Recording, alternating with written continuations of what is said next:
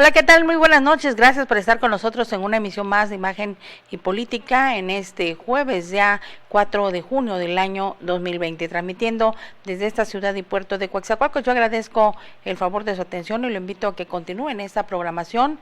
Al concluir la misma estaremos en el espacio como todos los jueves de Sananda OVNI bajo la conducción de Facalquil Caballero, Lupita Malpica y Carlos Morales. Hoy hablarán de contactos arturianos, no se lo pierda en punto de las 8 de la noche bajo la dirección de producción de Pepe Arana. Y sin más preámbulos vamos a dar inicio rápidamente con la información que se ha generado en las últimas horas.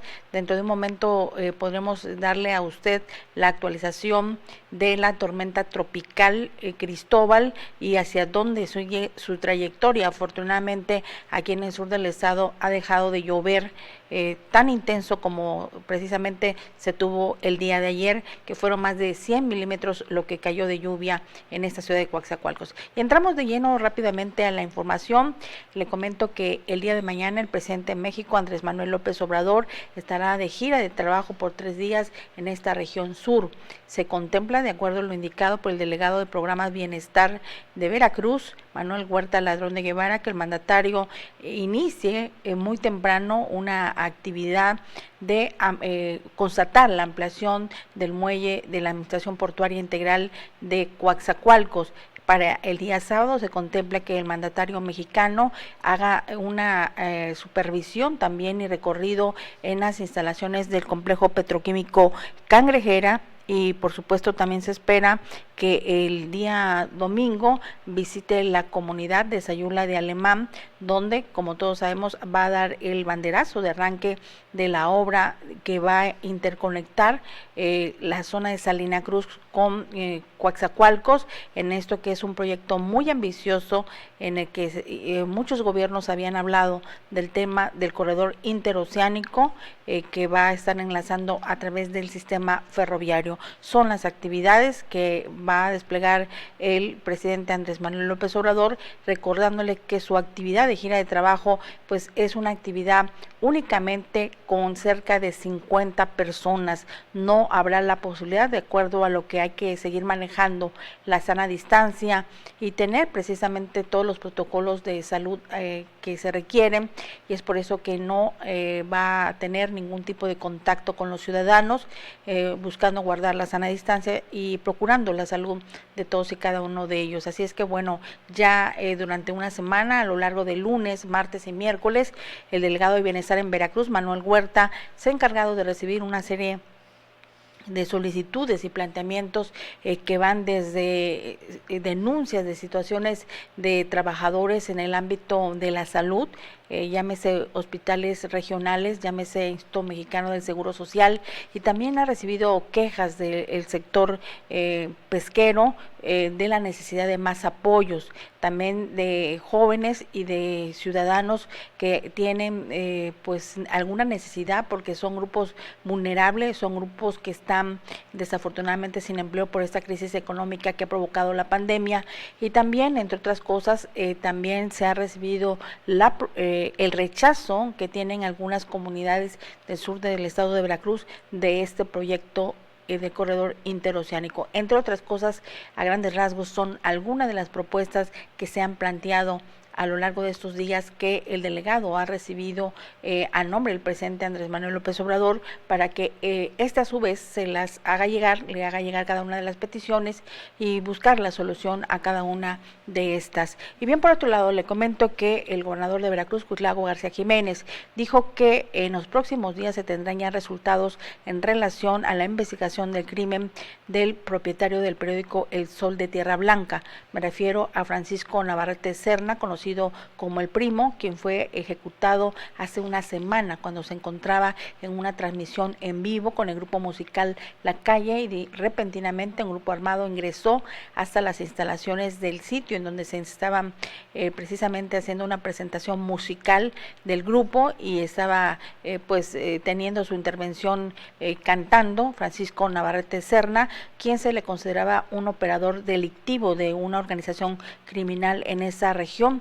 de Tierra Blanca, y además en el 2016 fue acusado de la desaparición de 5 jóvenes en el municipio de Playa Vicente, y bueno, pues ellos eran originarios de Playa Vicente. Fue un caso muy sonado en donde desafortunadamente estos jóvenes desaparecieron y finalmente hubo rastros de que habían estado en la zona de Tierra Blanca, les habrían dado muerte, y entre ellos, bueno, es por eso que este empresario periodístico estuvo detenido. En relación a los hechos y a la probable participación en actividades ilícitas, el gobernador Cuitlagua García Jiménez dijo que no era momento de buscar la revictimización de, pues en ese caso, de la víctima, me refiero a Francisco Navarrete Serna, y que ya la autoridad está haciendo la investigación, pero ha descartado una primera instancia debido a que Francisco Navarrete Serna solamente era propietario de El Sol de Tierra Blanca, pero no ejercía la labor periodística,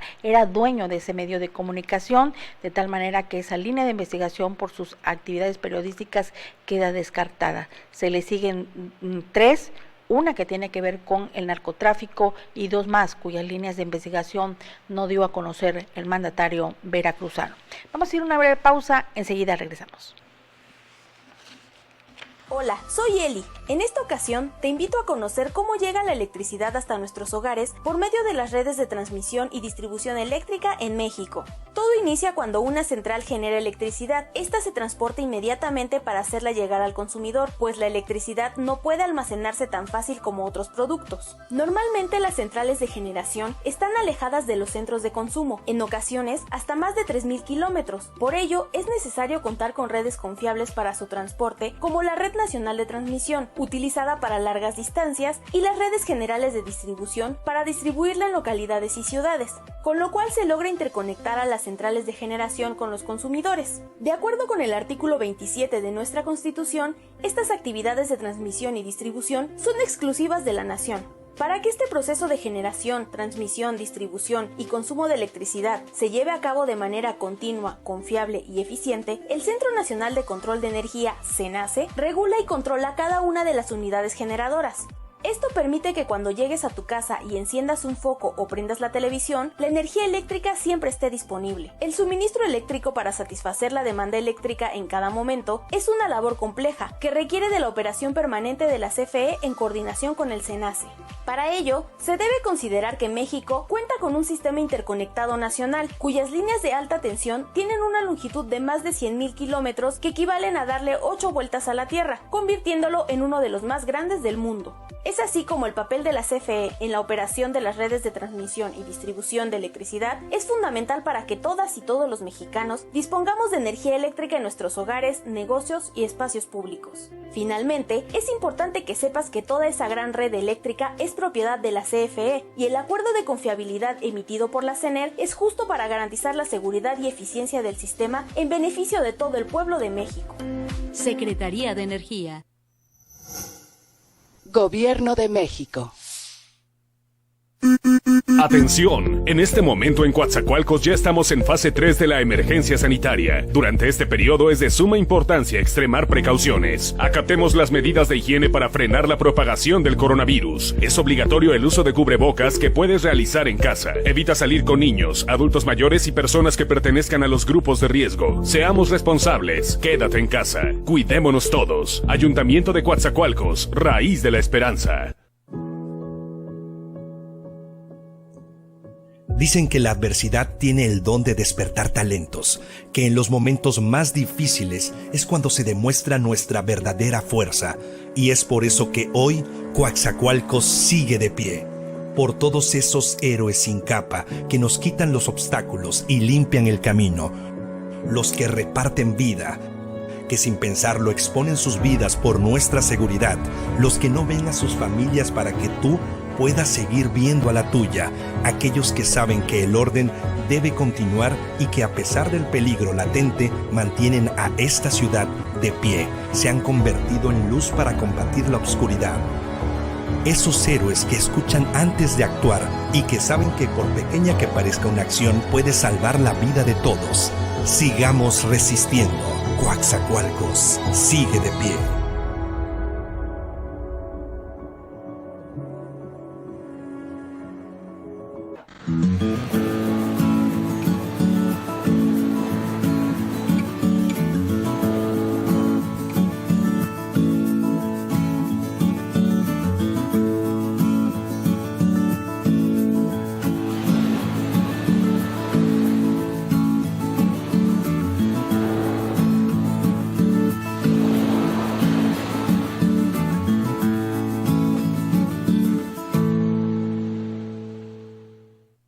México es un país con grandes fortalezas. Hoy atravesamos por un momento difícil y es tiempo de demostrar que unidos saldremos adelante.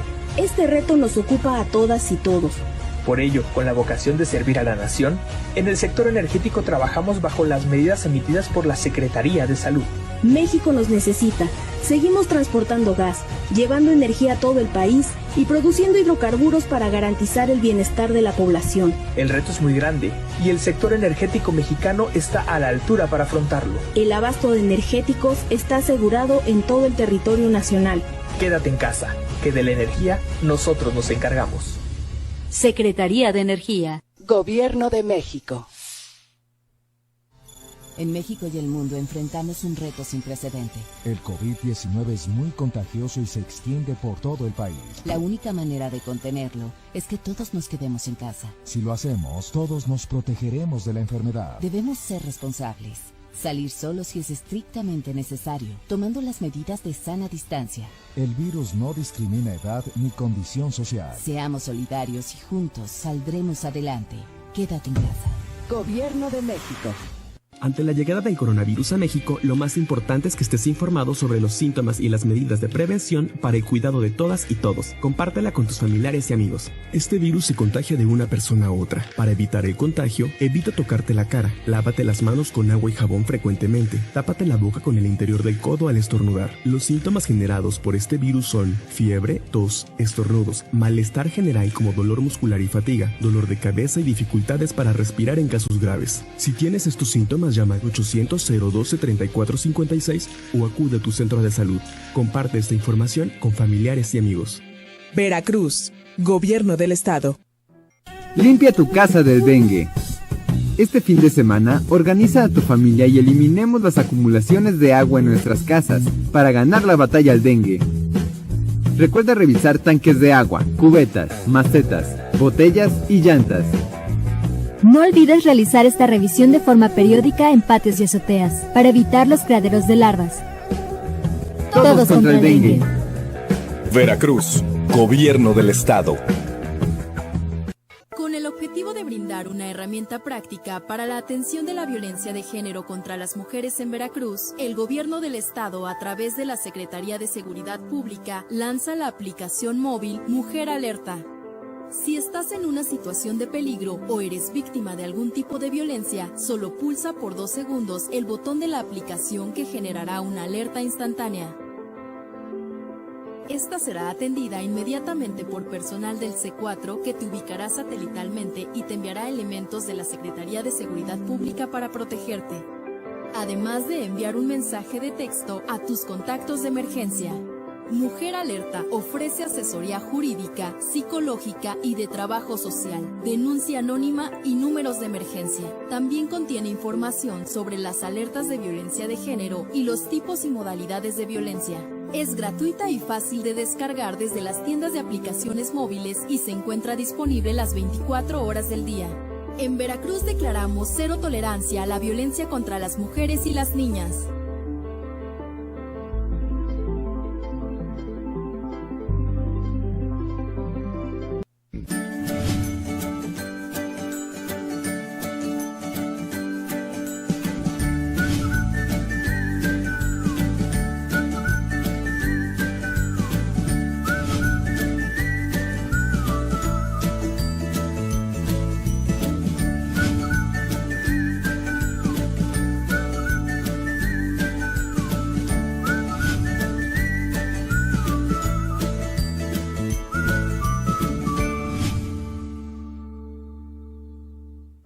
Gracias, qué bueno que continúa con nosotros. Y fíjese que en estos momentos, durante esta tarde, se ha llevado a cabo una situación pues bastante tensa allá en Palacio Nacional en Jalisco, debido a disturbios provocados por ciudadanos que exigen el esclarecimiento de la muerte del albañil Giovanni López, quien fuera detenido por elementos policíacos en ese estado, debido a que, bueno, cuando un grupo de policías le sugirió que usara el cubrebocas, se negó y de inmediato se dio el forcejeo, los golpes y las amenazas hacia el albañil. Fue detenido, pero cuando se supo, cuando se dio la liberación del mismo, lamentablemente esta persona fue encontrada muerta. De ahí que la población de la zona de Jalisco se haya molestado, se haya indignado por estos acontecimientos, sobre todo por la muerte del albañil, y haya exigido esta tarde-noche allá en Palacio Nacional con la quema de un vehículo y además con disturbios con piedras y palos, exigiendo el esclarecimiento y detención de estos uniformados que a la fuerza, a punta de golpes y macanazos, trataron de que este albañil, de que esta persona, Giovanni López, se pusiera el cubrebocas, y esto originado precisamente por la situación de pandemia, y que en algunos estados del país la autoridad estatal sí ha sido muy coercitiva referente al tema de exigir a los ciudadanos que acaten las medidas de seguridad, buscando precisamente que sea menor la incidencia de casos que se presenten, pero lamentablemente esto ya rebasó allá en Jalisco, y en medio de esto que ha sido pues un conato de enfrentamientos, estuvieron también los periodistas. Afortunadamente no ha resultado ninguna persona lesionada, pero sí había temor entre los comunicadores que transmitían en vivo desde Palacio Nacional este hecho insólito allá en Jalisco,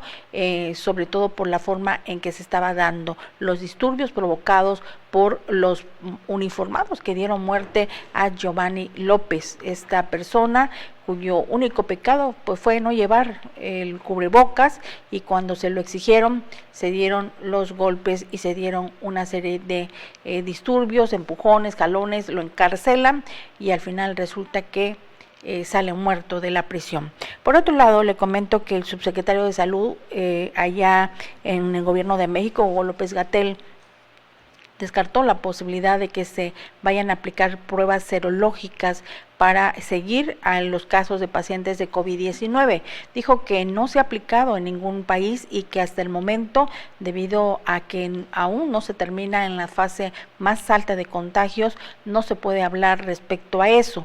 Sin embargo, dijo que ellos, el gobierno de la República y los gobiernos de los estados, están siendo exhortados a no aplicar y no tener ningún tipo de gasto en lo que sería esta aplicación de pruebas serológicas, porque de ese tipo de pruebas o análisis no lleva a ninguna situación de evitar o procurar precisamente la enfermedad, de tal manera que dijo que habrá de discutirse en base a las opiniones de otros países que también han desechado la posibilidad de aplicar las pruebas serológicas para saber cuál es la postura que tienen ellos, pero la postura y la acción tajante que tiene el gobierno mexicano es que no debe aplicarse ese tipo de pruebas, y así se lo han hecho ver a los gobiernos de los estados para que estos pues no destinen recursos en lo que sería esa aplicación de pruebas serológicas, como pues ya se ha descartado en otros países. Así es que bueno, pues ahí está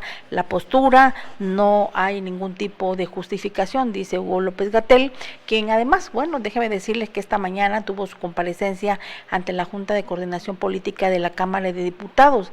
Ahí Hugo López-Gatell fue enfático al señalar que México podría tener lamentablemente el fallecimiento de cerca de 35,000 personas, más o menos. Primero se hablaba de 30, ahora es posible decir que 35, porque según las estadísticas y los datos matemáticos que han llevado a pensar que hay más casos de lo que en realidad se reporta, es porque no existe ningún tipo de prueba, porque todos son precisamente ensayos o análisis matemáticos en los cuales ellos llevan a pensar que estamos en una cifra de la que han manejado hasta el momento, que es cerca ya de 11,729 fallecimientos. Y esta polémica respecto a los casos que se dieron el día de ayer, que le hablábamos de 1,092 fallecimientos en un día, pues sí empezó a crear polémica, a crear también zozobra y temor entre la comunidad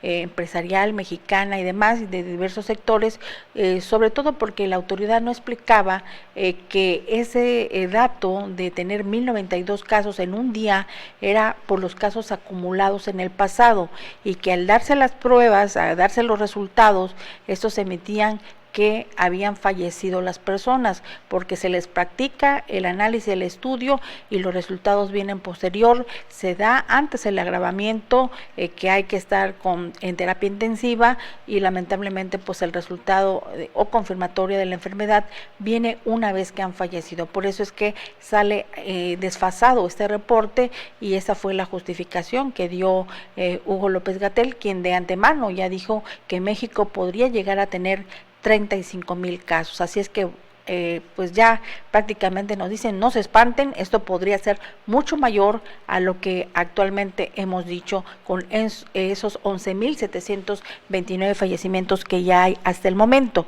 que déjeme decirle que en estos momentos están en conferencia allá en Palacio Nacional, así es que esta noche podría haber, Dios no lo quiera, muchos más casos en fallecimientos, pero también este reporte de la Autoridad de Salud Federal destaca que hay 101,238 contagios que están prácticamente pues ya registrados en la parte de la Secretaría de Salud. Es como actualmente en el sur de Veracruz o en el estado de Veracruz hay datos en los que los propios médicos y enfermeras tienen ahí, porque saben cuáles ya se ha dado el análisis confirmatorio de los pacientes y son pacientes COVID, pero finalmente esos datos no aparecen en lo que es el informe de la Secretaría. Inclusive nos dicen algunas enfermeras, que ya hemos hablado con ellas de algunas instituciones de salud, que los datos están cambiados porque las personas fallecen de algo diferente, pero esto es propiciado precisamente por el padecimiento de coronavirus. Así es que bueno, pues así está el tema. Esperemos a ver cuál es la cifra que finalmente se da. 35,000 ha sido ya el último dato que ha manejado el día de hoy en su comparecencia ante la Junta de Coordinación Política Hugo López-Gatell, subsecretario de Salud de México. Vamos a ir a una pausa, enseguida regresamos. Hola, soy Eli. En esta ocasión te invito a conocer cómo llega la electricidad hasta nuestros hogares por medio de las redes de transmisión y distribución eléctrica en México. Todo inicia cuando una central genera electricidad. Esta se transporta inmediatamente para hacerla llegar al consumidor, pues la electricidad no puede almacenarse tan fácil como otros productos. Normalmente las centrales de generación están alejadas de los centros de consumo, en ocasiones hasta más de 3,000 kilómetros. Por ello, es necesario contar con redes confiables para su transporte, como la Red Nacional de Transmisión, utilizada para largas distancias, y las redes generales de distribución para distribuirla en localidades y ciudades, con lo cual se logra interconectar a las centrales de generación con los consumidores. De acuerdo con el artículo 27 de nuestra Constitución, estas actividades de transmisión y distribución son exclusivas de la nación. Para que este proceso de generación, transmisión, distribución y consumo de electricidad se lleve a cabo de manera continua, confiable y eficiente, el Centro Nacional de Control de Energía, CENACE, regula y controla cada una de las unidades generadoras. Esto permite que cuando llegues a tu casa y enciendas un foco o prendas la televisión, la energía eléctrica siempre esté disponible. El suministro eléctrico para satisfacer la demanda eléctrica en cada momento es una labor compleja que requiere de la operación permanente de la CFE en coordinación con el CENACE. Para ello, se debe considerar que México cuenta con un sistema interconectado nacional, cuyas líneas de alta tensión tienen una longitud de más de 100,000 kilómetros que equivalen a darle 8 vueltas a la Tierra, convirtiéndolo en uno de los más grandes del mundo. Es así como el papel de la CFE en la operación de las redes de transmisión y distribución de electricidad es fundamental para que todas y todos los mexicanos dispongamos de energía eléctrica en nuestros hogares, negocios y espacios públicos. Finalmente, es importante que sepas que toda esa gran red eléctrica es propiedad de la CFE y el acuerdo de confiabilidad emitido por la CENER es justo para garantizar la seguridad y eficiencia del sistema en beneficio de todo el pueblo de México. Secretaría de Energía. Gracias, qué bueno que continúa con nosotros. Y tenemos esta noche en la línea telefónica al director de la Facultad de Arquitectura de la Universidad de Sotavento, el arquitecto Jaime Martínez Casados, con quien vamos a hablar precisamente sobre la carrera de arquitectura y ahora con esta pandemia. ¿Cuál es la tendencia de la arquitectura a tener una modificación en sus precisamente en sus conceptos de construcciones? Muy buenas noches, arquitecto. Sí, buenas noches, licenciada Susana. Mucho gusto y gracias por hacernos participar en esta entrevista. Bueno, arquitecto, pues platíquenos cuál es la tendencia, cuál es lo que se presenta, los retos para la arquitectura ante esto que es la pandemia mundial, la pandemia que estamos viviendo en México. Sí, cómo no, gracias. Pues mire, platicando con varias gentes de la misma carrera y profesionistas de otras también, pues llegamos a un acuerdo sin habernos reunido. En las pláticas que hemos tenido todos coincidimos en lo mismo, de que pues esta enfermedad nos va a traer cambios en diferentes cosas, ya sea de la salud, de la ingeniería y en este caso pues de la arquitectura. Esta tendencia que estamos teniendo ahorita en el cambio que va a haber próximamente en las cuestiones de arquitectura y de urbanismo, es algo que apenas se está viendo y platicando con organismos de aquí mismo del país, de México, inclusive de otros países también, ya que nosotros pertenecemos a asociaciones de arquitectura y en las cuales se encuentran también personal de aquí mismo y de otros países.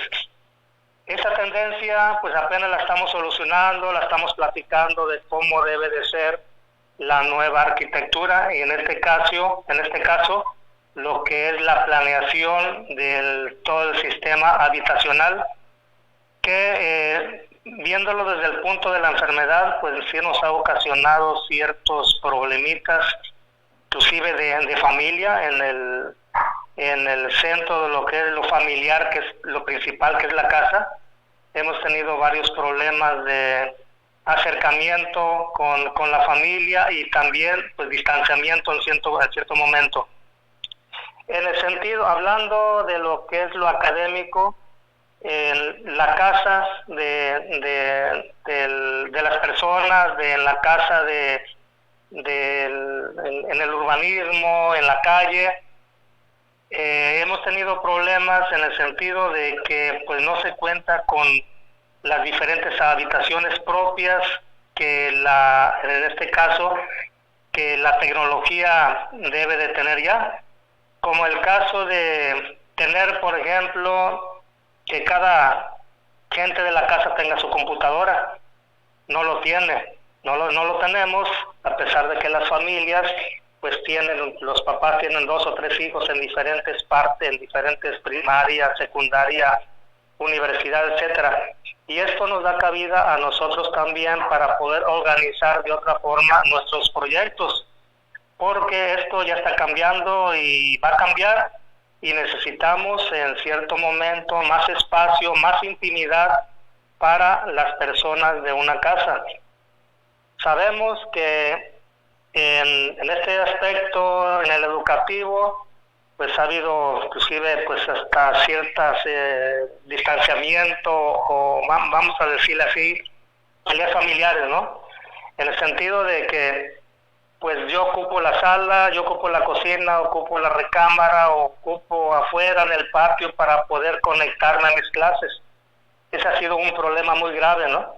Y todo eso lo estamos llevando nosotros, apuntándolo para en cierto momento tener nuestras ruedas con los demás arquitectos y alumnos para ver cómo solucionamos todo eso sin que esto nos cueste también mucho dinero, porque transformar una casa, transformar algo sí nos cuesta dinero. Entonces como arquitectos debemos de hacerlo de manera para que esto no lastime el bolsillo de las personas, ¿no? Igualmente eso es en una casa. Debemos de diseñarla a manera de que pues todos estén contentos en su mayoría. En lo que ¿mande? Que cada uno tenga su espacio, arquitecto. Que cada quien tenga su espacio o verlo. Es algo que estamos nosotros viendo todavía. Qué bueno que fuera que cada quien tuviera su espacio, ¿no? Significaría tal vez un desembolso mayor en lo económico, ¿no? Pero pues nosotros, tal vez digo, como arquitectos, pues tenemos que ver la manera de que esto salga de la mejor manera y pues, como usted decía, ¿no? Pues ojalá y todos tuvieran su espacio y si no, pues dividirlo también, ¿no? hacerlo por horarios, etcétera, ¿no? Es algo que estamos viendo nosotros para ponernos de acuerdo bien cómo va a ser esto. La otra es en la cuestión urbanística, los espacios exteriores también, pues debemos de transformarlos también en todo esto, ¿no? Por ejemplo, en las calles, pues no debe haber tanto puesto ambulante porque pues eso nos obstruye la vialidad, topamos unos con otros, ahorita por el COVID andamos en la calle, cuando se llena de gente nos andamos tropezando con ellos, nos andamos hablando de cerquita porque está lleno de gente. Es algo que también en cierto momento debe de cambiar también, sin que eso cause problemas pues a los vendedores ambulantes igualmente, ¿no? Yo digo que todo esto ya lo tenemos inclusive en los reglamentos, hay reglamentos para todo, ya los tenemos, nada más que a veces no se aplican los reglamentos por diferentes motivos, no se aplican los reglamentos, ¿no? Por ejemplo, tenemos estadios de fútbol que están llenísimos, que tenemos manifestaciones donde va muchísima gente y estamos pegados con ellos, ¿no? Creo que esas cosas deben de cambiar y hacerlas de la mejor posible para guardar una distancia posible, ¿no? Que desde ahorita ya se está llevando a cabo, ¿no? Claro. Y así como esto, las escuelas igualmente, en las escuelas ya tenemos ahorita ya ciertas reglas para no saturar los salones. Vamos a comenzar en septiembre con las clases en agosto, en septiembre, pero ya tenemos las reglas de cómo se le va a hacer en dado caso de llegar a las aulas. Probablemente no se llegue a las aulas en agosto o en septiembre, vamos a seguir en línea o a distancia. No se va a llegar, pero pues esto va a pasar también, va a pasar y tenemos que llegar otra vez a las aulas, pero ya va a ser de una nueva manera. Entonces es algo que también en la arquitectura se debe de diseñar también cuántos salones, cuántos alumnos vamos a meter por salón, ¿no? Y desde luego también en la casa, pues nosotros debemos de ver a diferentes profesionistas que nos van a ayudar con esto, como son los psicólogos igualmente, ¿no? Nosotros ocupamos los psicólogos, ocupamos varias carreras para poder hacer un diseño lo mejor posible, ¿no? Para que pues la familia viva bien, a eso nos debemos, ¿no? A la gente, de que los espacios que los diseñemos de una manera de lo mejor posible, ¿no? Le digo, para eso también hay reglas, nada más que a veces no se cumplen, ¿no? Esto va a pasar, el COVID va a pasar, se va a quedar como una historia igualmente, va a ser como algo que ya pasó, como la influenza, pero pues momentáneamente nosotros tenemos que algún proyecto que realicemos, ver desde ahorita ya las reglas para un futuro, porque esto se puede repetir más adelante. Digo que el mundo no está todavía entrenado con suficiente investigación como pasó ahorita para poder resolver un problema de salud. Este problema de salud que tenemos no se ha resuelto y ahí es donde entramos nosotros precisamente, adelantarnos a esto para tener mercados más amplios, una planificación bien de los mercados, de los estadios, de las mismas calles, que no andemos rozándose uno con otro, pero pues desde luego también eso depende de la educación también de la misma gente, y eso pues como les comento todo está en los reglamentos. Aquí la primera universidad que se ha preocupado por estas cosas de esta transición pues es la UNAM. La UNAM es la primerita que está haciendo todo esto y es a la cual pertenecemos nosotros, ¿no? Y sí nos ha dado instrucciones y en los planes de estudio que tenemos igualmente de la UNAM, pues viene todas esas cuestiones, ¿no?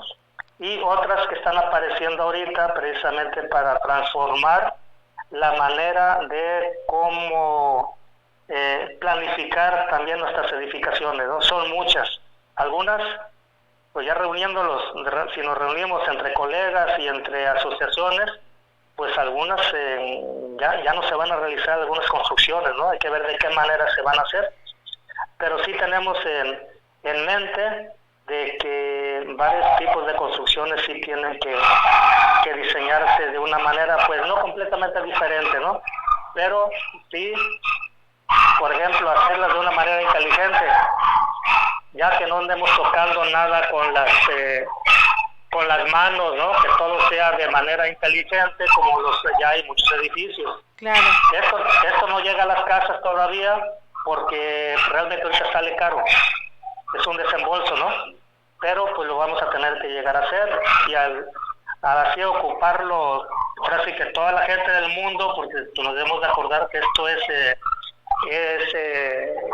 global, todo esto, y lo mismo que pasa ahora sí que pasó en China, ya nos pasó aquí. Así que los reglamentos de toda la construcción debe ser uno solo para todo el mundo, que todo el mundo los respetemos. Yo creo que los reglamentos ya no van a ser nada más entre el puro país o la misma ciudad, ¿no? Los reglamentos deben de ser parejitos para todo el mundo. Todos nos topamos con este problemita. Entonces, las casas ya deben de ser de manera inteligente, que nosotros no tengamos que tocar con la mano absolutamente nada o nada más lo necesario, ¿no? Cuando vayas al baño, que pues sea todo inteligente. Ya lo hay, ¿no? Los hay en los aeropuertos, algunas cosas, lo hay en edificios grandes, pero a las casas habitación, pues todavía no ha llegado, ¿no? Y son cosas que tenemos que ir cambiando, ¿no? Hacer esas propuestas igualmente. Pues qué interesante, arquitecto, sí, lo que usted nos plantea, y son precisamente en lo que los universitarios se deben de ir preparando, y están a la vanguardia, a la Sotavento, que está precisamente pues ya con reconocimiento a nivel de la UNAM. Sí, tenemos el reconocimiento pues, a nivel de la UNAM, tenemos el reconocimiento, pertenecemos a la Asociación de instituciones de universidades de la arquitectura, de escuelas de arquitectura a nivel nacional. Estamos certificados también, estamos dentro de las certificadas a nivel nacional. Eso pues cualquiera lo puede constatar en las páginas de internet, ¿no? Así como hemos realizado diferentes tipos, hemos ganado diferentes concursos también aquí a nivel nacional igualmente. Y pues actualmente también pertenecemos a la asociación como institución y también como persona, que somos de la vicepresidencia de esta asociación de arquitectura. Y a nivel académico, pues ahí vemos todas estas cuestiones que tienen que ir emergiendo para que pues las personas, las familias vivan mejor. Claro. Y el arquitecto y el ingeniero pues siempre van a estar de la mano, siempre vamos a trabajar. Se necesitan los arquitectos, se necesitan los ingenieros, se necesitan todos los profesionistas, se necesitan para que este país pues vaya mucho mejor. Trabajamos todos de la mano y eso es lo que queremos, que entre todos pues tengamos un México mejor, y sobre todo pues que le demos a los alumnos esa certeza de que saliendo pues van a tener el trabajo. La arquitectura aquí en México, la construcción, yo la considero todavía como nueva, nos falta mucho todavía, que nada más se concentra en pocas ciudades, ¿no? Pero se necesita mucho, se puede hacer desde un pueblo, un rancho, se puede ejercer la arquitectura hasta una gran ciudad, ¿no? Claro. Tenemos muchísimo que hacer, los arquitectos, ingenieros, y todas las profesiones lo tenemos que hacer, ¿sí? Claro, arquitecto, pues yo agradezco mucho que nos haya usted ampliado este tema referente a lo que nos viene, a cómo se debe preparar la carrera de la arquitectura y bueno, sin embargo, adaptarnos a estos cambios globales. Muy buenas noches, arquitecto, gracias. Sí, como no, muchas gracias y hasta luego, gracias. Hasta luego. Bien, pues ha sido el comentario del arquitecto Jaime Martínez Casado, director de la Facultad de Arquitectura. Muchos cambios que tienen que aplicarse, las leyes que lo único que falta es que se cumplan y adaptarnos a estos cambios que se nos vienen a todos. Vamos a la pausa, regresamos. Hola, soy Eli. En esta ocasión te invito a conocer cómo llega la electricidad hasta nuestros hogares por medio de las redes de transmisión y distribución eléctrica en México. Todo inicia cuando una central genera electricidad. Esta se transporta inmediatamente para hacerla llegar al consumidor, pues la electricidad no puede almacenarse tan fácil como otros productos. Normalmente las centrales de generación están alejadas de los centros de consumo, en ocasiones hasta más de 3,000 kilómetros. Por ello, es necesario contar con redes confiables para su transporte, como la red Nacional de Transmisión, utilizada para largas distancias, y las redes generales de distribución para distribuirla en localidades y ciudades, con lo cual se logra interconectar a las centrales de generación con los consumidores. De acuerdo con el artículo 27 de nuestra Constitución, estas actividades de transmisión y distribución son exclusivas de la Nación. Para que este proceso de generación, transmisión, distribución y consumo de electricidad se lleve a cabo de manera continua, confiable y eficiente, el Centro Nacional de Control de Energía, CENACE, regula y controla cada una de las unidades generadoras. Esto permite que cuando llegues a tu casa y enciendas un foco o prendas la televisión, la energía eléctrica siempre esté disponible. El suministro eléctrico para satisfacer la demanda eléctrica en cada momento es una labor compleja que requiere de la operación permanente de la CFE en coordinación con el CENACE. Para ello, se debe considerar que México cuenta con un sistema interconectado nacional, cuyas líneas de alta tensión tienen una longitud de más de 100.000 kilómetros que equivalen a darle 8 vueltas a la Tierra, convirtiéndolo en uno de los más grandes del mundo. Es así como el papel de la CFE en la operación de las redes de transmisión y distribución de electricidad es fundamental para que todas y todos los mexicanos dispongamos de energía eléctrica en nuestros hogares, negocios y espacios públicos. Finalmente, es importante que sepas que toda esa gran red eléctrica es propiedad de la CFE y el acuerdo de confiabilidad emitido por la CENER es justo para garantizar la seguridad y eficiencia del sistema en beneficio de todo el pueblo de México. Secretaría de Energía. Gobierno de México. Atención, en este momento en Coatzacoalcos ya estamos en fase 3 de la emergencia sanitaria. Durante este periodo es de suma importancia extremar precauciones. Acatemos las medidas de higiene para frenar la propagación del coronavirus. Es obligatorio el uso de cubrebocas que puedes realizar en casa. Evita salir con niños, adultos mayores y personas que pertenezcan a los grupos de riesgo. Seamos responsables, quédate en casa. Cuidémonos todos. Ayuntamiento de Coatzacoalcos, raíz de la esperanza. Dicen que la adversidad tiene el don de despertar talentos, que en los momentos más difíciles es cuando se demuestra nuestra verdadera fuerza, y es por eso que hoy Coatzacoalcos sigue de pie. Por todos esos héroes sin capa que nos quitan los obstáculos y limpian el camino, los que reparten vida, que sin pensarlo exponen sus vidas por nuestra seguridad, los que no ven a sus familias para que tú puedas seguir viendo a la tuya, aquellos que saben que el orden debe continuar y que a pesar del peligro latente mantienen a esta ciudad de pie, se han convertido en luz para combatir la oscuridad. Esos héroes que escuchan antes de actuar y que saben que por pequeña que parezca una acción puede salvar la vida de todos. Sigamos resistiendo. Coatzacoalcos sigue de pie. Gracias, qué bueno que continúa con nosotros. Tenemos en la línea a Luis Castro Mendizábal, titular de la Coordinación Regional de Protección Civil. Nos va a hablar precisamente de la cantidad de agua que ha llovido, que llovió ayer por la tarde, ya le platicábamos de eso, y bueno, pues lo que nos espera para las próximas horas, sobre todo porque Cristóbal se convirtió en depresión tropical. Muy buenas noches, Luis, platícanos cómo estamos en la situación de este fenómeno allá en Campeche, que bueno, ha tenido sus nubarrones, sus tormentas todavía aquí en el sur de Veracruz.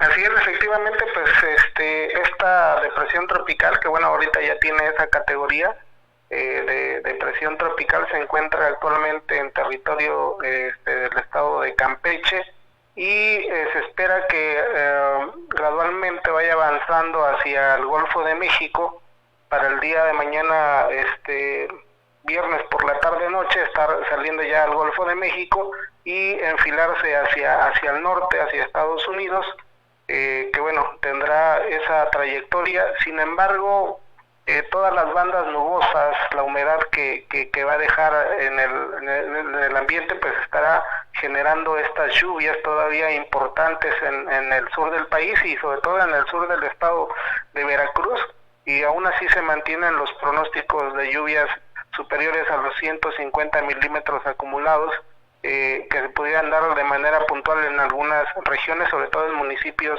del sur del estado de Veracruz. El día de ayer hablábamos hace momentos antes de entrar al aire, la cantidad de lluvias, ¿de cuánto fue, Luis? Mira, se llegaron a tener en un periodo de 8 de la mañana a 8 de la noche, que fue prácticamente cuando se registraron las lluvias más intensas, aproximadamente 130 milímetros. Entonces son lluvias bastante fuertes. Esto generó obviamente los escurrimientos, gradualmente también el incremento del río Uxpanapa, que bueno, no ha rebasado su nivel, pero bueno, ha ido incrementando su nivel sin alcanzar el nivel crítico. En el caso del Agua Dulcita, que ayer tuvo por ahí un repentino crecimiento de más de 2,5 metros, pero que bueno, no causó mayores consecuencias y ahorita se encuentra en su nivel normal. Ahorita precisamente estas lluvias nos estarán generando escurrimientos a los ríos, arroyos y afluentes que bueno, necesitamos estar monitoreando para estar prevenidos, sobre todo con las comunidades asentadas en los márgenes de estos afluentes. Luis, entonces estaríamos en estos momentos ¿en qué color? ¿Amarillo, naranja? Sí, todavía se mantiene esta alerta amarilla, está en fase de alejamiento y bueno, estamos a la espera que el sistema de alerta temprana de huracanes del CENAPRED nos emita una actualización de este aviso para ir tomando en cuenta bueno las recomendaciones que nos da, y ahorita es bueno mantenernos en alerta pendientes sobre los efectos de las lluvias que todavía se pueden presentar. Es decir, que en las próximas horas tendríamos lluvias de 150 milímetros o menos. Sí, todavía hay condiciones para que se puedan presentar lluvias de hasta 150 milímetros en algunas partes del sur del estado.